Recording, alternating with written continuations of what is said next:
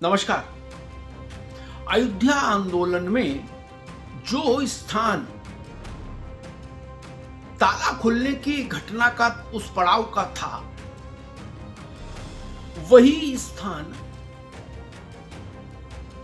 काशी के संदर्भ में, काशी के मुक्ति के आंदोलन के संदर्भ में कल जो फैसला आया वाराणसी अदालत का, उसका है। ज्ञानवापी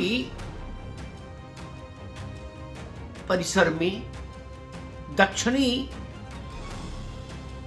छोर पर स्थित व्यास जी के तहखाने में पूजा अर्चना राग भोग की अनुमति, ये लगभग 31-32 सालों के अंतराल के बाद मिली है, प्रतीक्षा के बाद। अभी तक उस ज्ञानवापी मस्जिद परिसर में हिंदुओं का प्रवेश निषेध था। 1993 से पहले व्यास परिवार उस मंदिर में रखी मूर्तियों की पूजा अर्चना करता था नियमित तौर पर। दिन में 2 या 3 वक्त पूजा होती। 1993 में, यानी वो समय 92 के 6 दिसंबर 1992 को अयोध्या में विवादित ढांचा ढहा, और उसके बाद मुलायम सिंह यादव की सरकार ने उत्तर प्रदेश में ज्ञानवापी परिसर में हिंदुओं के प्रवेश को निषेध कर दिया। जहां रुद्राभिषेक होना चाहिए था, जहां हर हर महादेव की गूंज होनी चाहिए थी, जहां दीपक जलना चाहिए था, जहां घंटी बजनी चाहिए थी, शंकर ध्वनि होनी चाहिए थी, वो सब बंद हो गया। बाड़ लगा दिया, कहा ना इधर कोई नहीं जाएगा। हिंदुओं की छटपटाहट बनी रही। मामला अदालत में गया। पहले अदालत ने उस तहखाने को, जिसमें ये मंदिर है, उस तहखाने को जिला प्रशासन के सुपुर्द कर दिया, और कल के अपने फैसले में उसमें पूजा अर्चना की अनुमति दी। कल सूर्य ढलने के आसपास ये निर्णय आया, और कल और आज की दरमियानी रात में ही वहां तैयारियां शुरू हो गई पूजा की अर्चना की, और ब्रह्म मुहूर्त होने से पहले पहले वहां पूजा अर्चना की व्यवस्था हो गई, और पूजा अर्चना संपन्न हो गई विधिवत वहां। ये एक बड़ा पड़ाव है, एक बड़ा बदलाव है, एक बड़ा परिवर्तन है। इतने लंबे संघर्ष के बाद वहां हिंदुओं को अपने देवी देवताओं के शिव विग्रह की पूजा अर्चना की अनुमति मिली। एसआई के सर्वे में क्या क्या निकला था, वहां कैसे कैसे मूर्तियां पाई गई, कैसे कैसे हनुमान जी महाराज की मूर्ति, मगरमच्छ की आकृति वाली मूर्ति, और तमाम मतलब ऐसी मूर्तियां जिनको जानबूझकर छत विक्षत किया गया, वो शिवलिंग, हिंदू धार्मिक मान्यताओं से जुड़े तमाम प्रतीक चिन्ह। तो क्या माना जाए कि काशी मामले में भी अयोध्या के ताला खुलने जैसी स्थिति अब निर्मित हो गई है? मुझे याद है कि 80 के दौर में नारा लगता था, आगे बढ़ो जोर से बोलो जन्मभूमि का ताला खोलो। आगे बढ़ो जोर से बोलो जन्मभूमि का ताला खोलो। अयोध्या के काशी के लिए वैसा नारा नहीं लगे, लेकिन अदालत में गुहार चलती रही, और अदालत से ही उसका रास्ता कल निकल आया।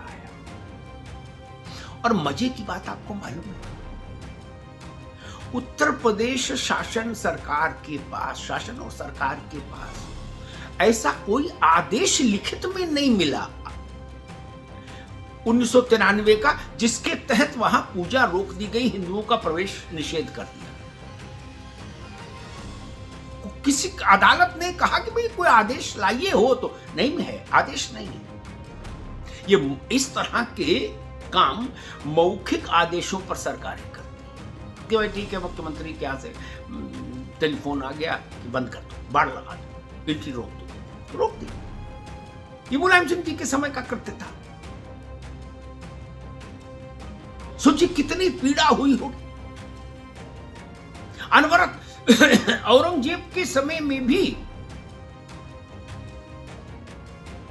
जब हिंदू मंदिर को तोड़कर, भारतीय पुरातत्व विभाग के सर्वेक्षण से तो यही सिद्ध होता है ना कि 1000 वर्ष से अधिक आयु का प्राचीन हिंदू मंदिर तोड़कर वहां मस्जिद का ढांचा बनाया गया। तो सोचिए कितना पीड़ादायी रहा होगा उस निर्णय को स्वीकार कर पाना कि अचानक से आके पुलिस आपसे और जिला प्रशासन आपसे कहे कि हिंदुओं से कि अब आप यहां नहीं जा सकते, बंद हो गया सब। क्यों? बोले नहीं, ऊपर से आदेश आ गया, बंद, अब नहीं कोई जाएगा। बाढ़ लगा दी, घेराबंदी कर दी, नाकेबंदी कर दी। ये परिस्थितियां इस देश में रही, इस प्रदेश में रही। हो सकता है आज की पीढ़ी को सुन के लगे कि अरे ऐसा भी होता था। जी हाँ, ऐसा भी होता था, और या यूं कह लीजिए ऐसा ही होता था।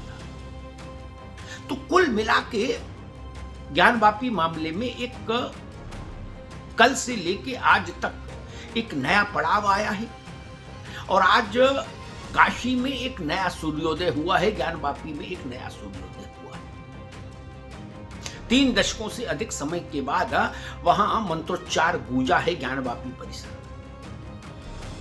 वहां आरती गूंजी है, वहां गरुड़ घंटी की ध्वनि गूंजी है, वहां शंख की ध्वनि गूंजी। ये एक बड़ा पड़ाव है, बड़ी परिघटना है, और इस पड़ाव और इस घटना का असर पूरे देश के हिंदुओं के मानस पर तो पड़ ही रहा है। दुनिया भर में जहां महादेव के भक्त हैं उनको प्रसन्नता है, और दूसरा मुझे लग रहा है कि इस घटना का असर सामाजिक और राजनीतिक स्तर पर भी होगा, क्योंकि इतनी बड़ी घटना है, इसका असर राजनीति पर ना पड़े, समाज नीति पर ना पड़े, ऐसा संभव नहीं। रामलला को विराजमान हुए उनके नए मंदिर में नूतन विग्रह की प्राण प्रतिष्ठा को अभी बहुत समय नहीं बीता। 22 जनवरी को मध्याह्न में प्राण प्रतिष्ठा हुई थी, और तब से आप देखिए एक से एक सुखद संकेत अपने आप आते जा रहे हैं। रामलला की प्राण प्रतिष्ठा के विग्रह के प्राण प्रतिष्ठा के 7 दिनों के भीतर एएसआई की सर्वे रिपोर्ट आ गई 839 पन्नों की ज्ञानवापी को लेकर, जिसने ये दूध का दूध पानी का पानी कर दिया और सिद्ध कर दिया, साक्ष्यों के साथ, वैज्ञानिक साक्ष्यों के साथ, तकनीकी साक्ष्यों के साथ, कि एक विशाल प्राचीन मंदिर को तोड़कर वहां मस्जिद का ढांचा खड़ा किया गया था औरंगजेब के कालखंड में। और 10 दिन पूरे नहीं हुए, ज्ञानवापी परिसर में